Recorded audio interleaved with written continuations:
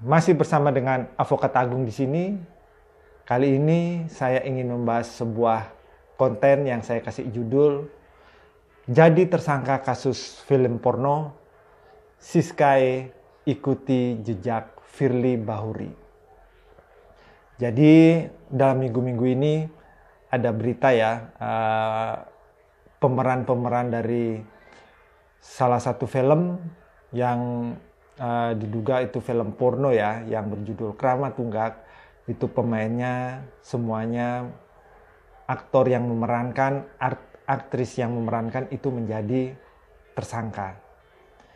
Dan salah satunya yang menjadi tersangka itu adalah Siskae ya.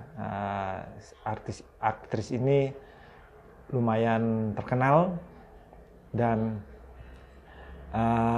dari semua aktor dan aktris yang menjadi tersangka, satu-satunya yang mengikuti jejak langkah Firly Bahuri itu adalah Siskae.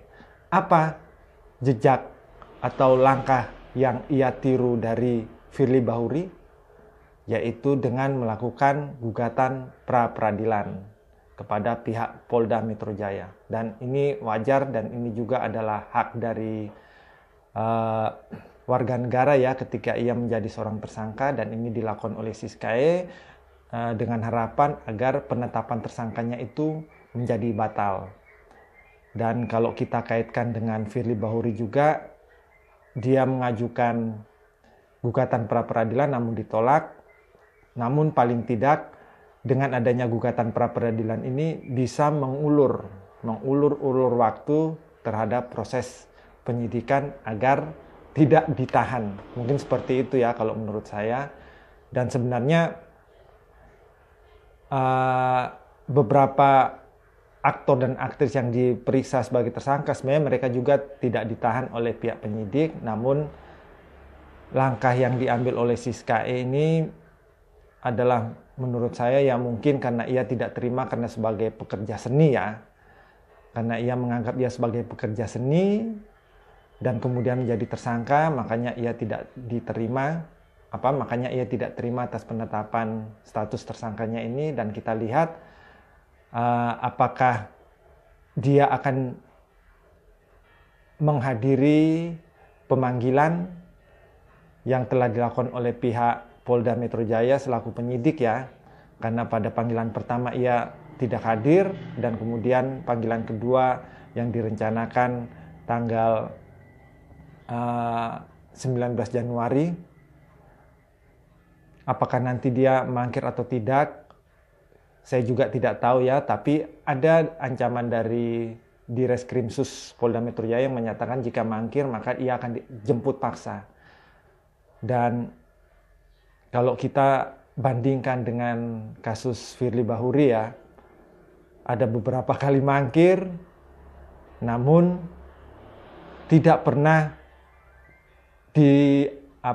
dijemput paksa oleh pihak Polda Metro Jaya. Apakah ini ada perbedaan ya, perbedaan perlakuan yang dilakukan oleh pihak penyidik Polda Metro Jaya terhadap Firly Bahuri yang adalah mantan bekas seorang jenderal bintang 3 dengan seorang Siskae yang hanya warga negara biasa dan kebetulan ia menjadi seorang aktris ya.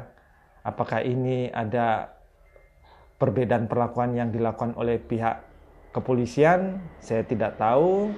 Ya semoga saja apa yang dilakukan oleh pihak penyidik ini tetap profesional dengan tidak membeda-bedakan. Dan saya cuma ingin mengingatkan, tolong kasus Firly Bahuri segera diselesaikan karena sudah berbulan-bulan menjadi tersangka namun tidak pernah ditahan-tahan.